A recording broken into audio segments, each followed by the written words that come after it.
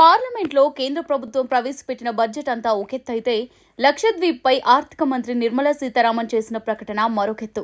Budget ప్రసంగంలో ఆమె లక్షద్వీప్ గురించి సీతారామన్ చేసిన వ్యాఖ్యలు స్పెషల్గా ఫోకస్ అయ్యాయి.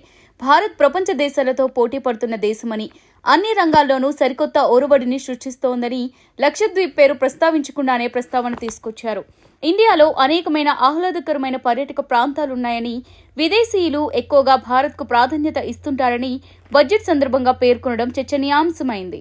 లక్షద్వీప్లో మౌలిక వసతుల కల్పనకు ప్రభుత్వం దృష్టి సారిస్తుందని తెలిపారు. అంతేకాదు, ప్రభుత్వం ప్రముఖ పర్యాటక కేంద్రాలను ప్రచారం చేయడానికి వీలుగా వడ్డీ రహిత దీర్ఘకాలిక రుణాలు ఇవ్వనున్నట్టు చెప్పుకొచ్చారు. వాస్తవానికి లక్షద్వీపులను ప్రపంచ పర్యాటక హబ్గా తీర్చిదిద్దాలని కేంద్రం ఎప్పటినుంచో భావిస్తూ వస్తోంది. ఇటీవల ప్రధాని మోదీ లక్షద్వీపులను సందర్శించి డైవింగ్, స్నార్కిలింగ్ చేయడంతో పాటు అందమైన ఫోటోలను సోషల్ మీడియాలో పోస్ట్ చేశారు. అంతేకాదు, సాహసాలు చేసేవారు ఇక్కడికి రావాలని పిలుపునిచ్చారు. మోదీ తీరుతో తమకు నష్టం తప్పదని గ్రహించిన మాల్దీవుల మంత్రులు ప్రధాని మోదీపై విషం కక్కారు. దీంతో ఇరు దేశాల మధ్య దౌత్యపరమైన సంబంధాలు దెబ్బతిన్నాయి. అంతేకాదు, ప్రధాని మోదీకి మద్దతుగా మాల్దీవుల టూర్లను సైతం అనేక మంది భారతీయులు విరమించుకున్నారు. ఒకప్పుడు మాల్దీవుల టూరిస్ట్ ర్యాంకింగ్ లో మొదటి స్థానంలో ఉన్న భారత్ జనవరి నెల నాటికి 5వ ర్యాంకుకు పడిపోయింది. అయితే మాల్దీవుల మంత్రులు చేసిన రచ్చ ఇండియాను ఏకతాటిపైకి తెచ్చింది.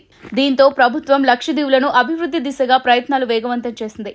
32 చదరపు కిలోమీటర్ల విస్తీర్ణంలో ఉన్న లక్షద్వీప్లో 35 దీవులున్నాయి. తాజాగా 2024-25 సంవత్సరానికి గాను కేటాయించిన ఓటాన్ అకౌంట్ బడ్జెట్లోనూ లక్షద్వీపుల పేరు ప్రస్తావించడం ప్రాధాన్యత సంతరించుకుంది. కేంద్రం తీసుకుంటున్న చర్యలతో లక్షద్వీపులు మరింత అభివృద్ధి దిశగా దూసుకెళ్తున్నట్టు కనిపిస్తున్నాయి.